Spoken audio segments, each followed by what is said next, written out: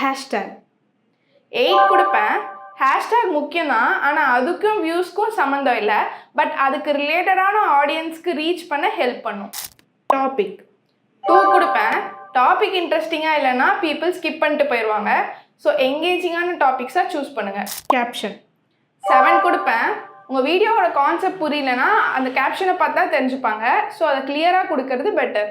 Video quality 3 கொடுக்கலாம். Attractive backgrounds and clear visuals இருந்தால் இன்னுமே என்கேஜ்மெண்ட் இன்க்ரீஸ் ஆகலாம். CTA 4 கொடுக்கலாம். கமெண்ட் பண்ணுங்கள், உங்கள் எக்ஸ்பீரியன்ஸை ஷேர் பண்ணுங்கள். இந்த மாதிரிலாம் உங்கள் வீடியோட எண்டில் வச்சா இன்ட்ராக்ஷன்ஸ் இன்க்ரீஸ் ஆகலாம். கவர் இமேஜ் 9 தான் கொடுப்பேன். உங்கள் கவர் இமேஜ் அட்ராக்டிவாக டிஃப்ரெண்ட்டாக இருந்தால் கிளிக் பண்ணி பார்க்க வாய்ப்பு இருக்குது. எடிட்டிங் 5 கொடுப்பேன்.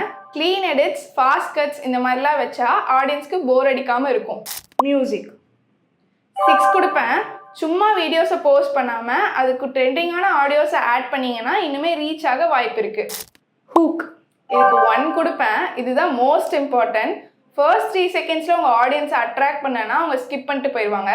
ஸோ எப்போவுமே ஸ்ட்ராங் ஹூக்கை ஆட் பண்ணிக்கோங்க.